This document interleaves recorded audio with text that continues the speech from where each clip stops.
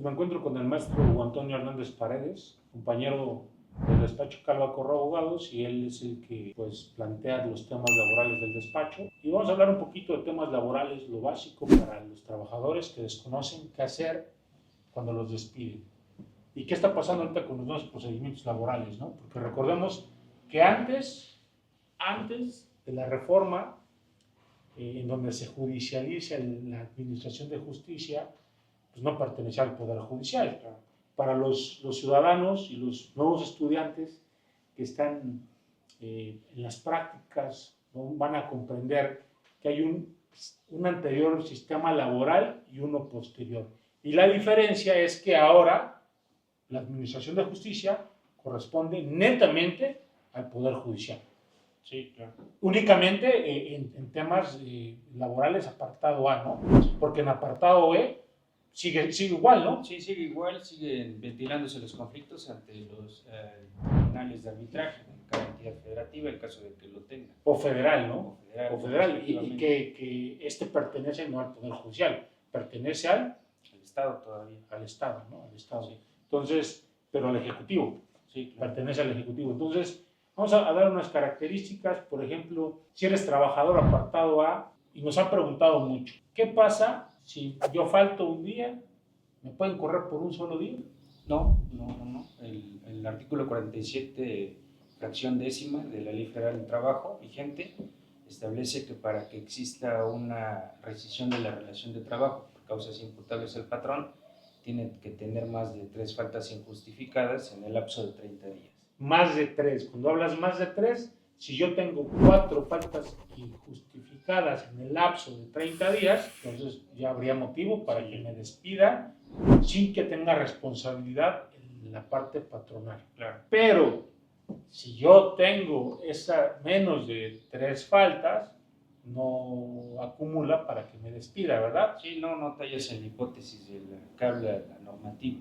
Y creo que es un tema bien interesante porque apenas nos tocó un asunto en donde en 2 meses diversos hay 4 faltas y dicen, pues es un lapso de 30 días. ¿Cómo se establecería esa temporalidad? Siempre se tiene que establecer de momento a momento cuando inicia el periodo de 30 días, cuando culmina, y sobre todo ver que las faltas sean progresivas, ¿no?, consecutivas durante ese periodo. Es decir, si yo falto, por ejemplo, el 20 de enero y 25 de enero y después paso a febrero, el 5 de febrero y el 10 de febrero, hay un lapso de 4 faltas dentro de 30 días. Sí, se podría llegar a la hipótesis, establecer la quincena de la segunda quincena de enero y la primera quincena de febrero. ¿Y ahí sí me podrían despedir? ¿No? Sí, ahí sí podría generarse.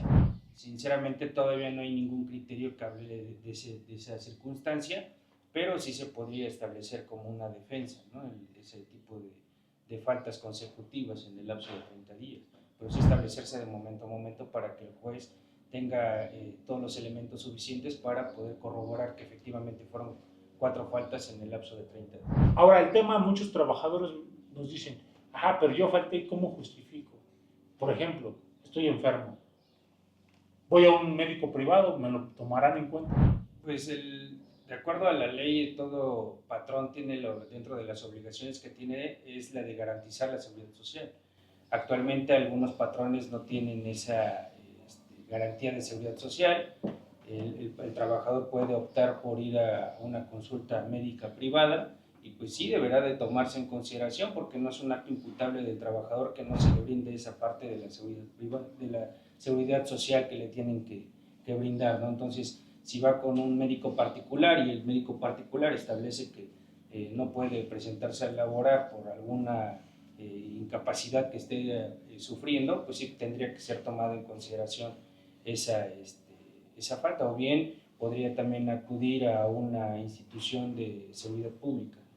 Ok, podría acudir a la seguridad pública, pero, por ejemplo, en la parte patronal que lo tome discrecionalmente, decir, oye, yo no te hago válida la cuestión privada, a mí me traes esto porque, por ejemplo, tienes seguridad social, y yo como parte patronal no te la voy a reconocer. ¿Es válido Sí es válido porque cuando ya se garantiza la seguridad social, es esta institución la encargada de expedir incapacidades. Cuando se expide una incapacidad por parte de la institución de seguridad social, hay una suspensión de la relación de trabajo, por cual pues, no tiene la obligación el trabajador de prestar su servicio y el patrón tampoco tiene la obligación de pagar un salario.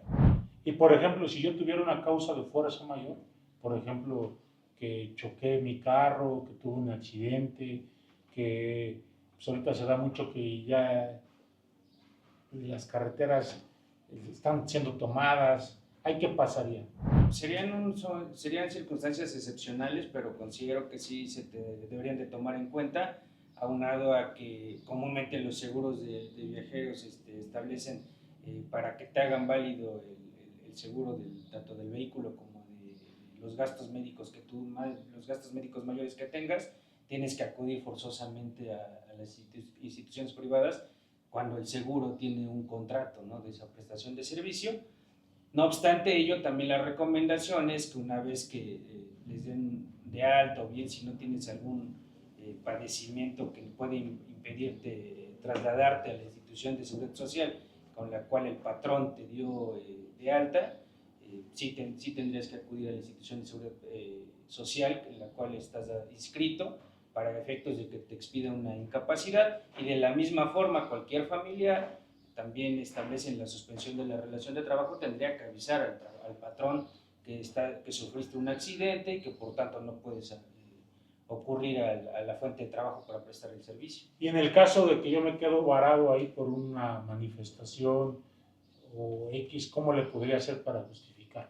Hoy en día recordemos que existen ya medios electrónicos, ¿no?, tecnología, se podría hacer una videollamada ya directamente con tu supervisor, gerente o dueño de la negociación o empresa para efecto de que tomen en consideración que no llegas tarde a tu fuente de trabajo por actos imputables a ti, ¿no? Hoy en día existen muchas manifestaciones en el Estado y que impedirían esta parte de poder ocurrir a tu fuente de trabajo. Y toda esta información que tú me estás diciendo te podría ayudar para no encuadrar en la hipótesis de que te la tomen como falta. Claro, eso siempre es válido, ¿no? Incluso actualmente hay algunas empresas que en algunos sectores, de acuerdo al traslado, tienen algún tiempo de tolerancia más allá de lo pactado en los contratos de trabajo, ¿no?, por la distancia. Hoy en día las fuentes de trabajo, antes de contratar a un trabajador, también analizan la distancia de dónde tienes la ubicación tu domicilio y qué tiempo tardas en trasladarte a la fuente de trabajo para este tipo de circunstancias que mencionas, porque son hipótesis que todos estamos expensos a estas circunstancias. Claro, estamos hablando de derecho laboral, son muchas dudas que nuestros representados tienen, o personas que nos consultan, o personas que nos siguen en TikTok, en YouTube, en Facebook, en varias plataformas.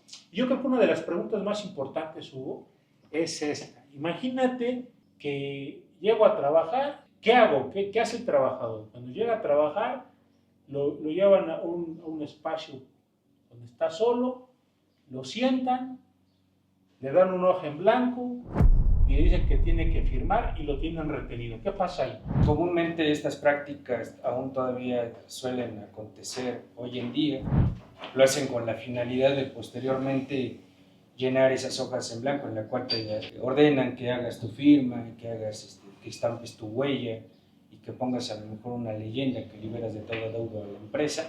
Esto todavía está este vicio, sin embargo existen también, de acuerdo a algunas pruebas dentro del procedimiento, que se puede determinar si el texto que comúnmente llenan con renuncias voluntarias coinciden y fueron elaborados en el mismo momento, si hay dos momentos. Ello comúnmente se hace con una prueba pericial en documentoscopía, en la cual se va a establecer un perito experto en la materia. Si no hay algún movimiento y si no coinciden los rasgos de la firma y la huella, junto con el texto que pusieron con posterioridad. ¿Y tú qué le recomiendas a los trabajadores si se encuentran en esa hipótesis? Lo más recomendable o viable es no firmar, no es firmar ningún documento en blanco, porque nunca sabes cuál es la naturaleza que vayan a emplear los patrones, con tal de que los eximan de una obligación de pagar una liquidación o un finiquito. Entonces, con esa finalidad lo hacen.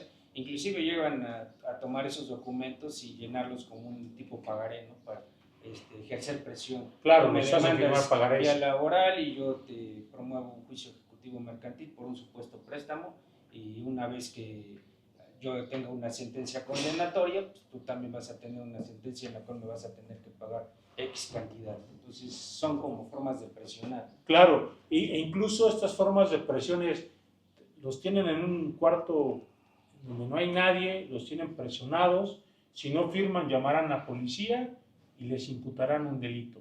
Sí, claro. Entonces hay que tener mucho cuidado. Sí, sí. Eso se llama fabricación de delitos. Lo que tú dices es una práctica común en muchas empresas, sí. Pero también del otro lado, parte patronal, deben comprender que se están generando delitos en contra de los trabajadores. Claro. Entonces, si se inicia un procedimiento penal en contra de los abogados que estén haciendo este tipo de práctica o con la parte patronal, pueden ir a la cárcel. Claro. Y ese tipo de delitos, pues, incluso se podría encuadrar en un secuestro, ¿no? Sí, claro. Y que amerita prisión preventiva. Entonces, ¿qué recomiendas también a la parte patronal que quiera, que reúna los elementos, que no tenga responsabilidad para poder despedir a un trabajador? Sí, hay procedimientos, uno de ellos pues, establece en el artículo 47, rescisión de la relación de trabajo por causas imputables al trabajador, cuando este trabajador se halla en alguna de las diversas hipótesis que marca este artículo. Entonces, por ende, siempre y cuando tengas todos los elementos suficientes, podrás rescindir de manera normal y común para un trabajador para dar por terminada la relación de trabajo. Entonces la ley establece las formas. La claro. Parte patronal tiene que cumplir con esa forma y el trabajador analizar lo que acabas de decir. Si te quieren decir que cometiste alguna falta, corroborar lo que acabas de decir hace un momento, y pues los invitamos a que nos consulten. Pues estamos trabajando las 24 horas, los 365 días del año. Llevamos procedimientos representando a trabajadores, a parte trabajadora, a parte patronal, para iniciar los procedimientos. ¿Qué recomiendas con las partes patronales y los trabajadores? ¿Es necesario tener un contrato firmado con la parte patronal y la parte trabajadora?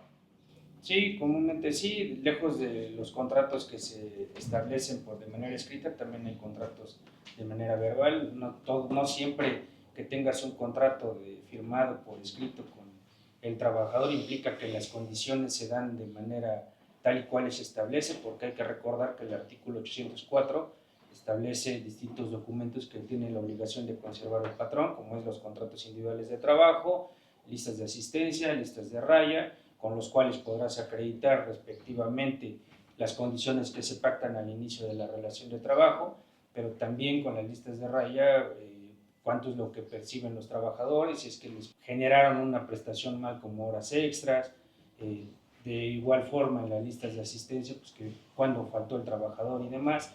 Estos documentos son indispensables porque esta es la obligación de conservar el patrón de estos documentos y que te pueden servir en algún momento como defensa en algún procedimiento.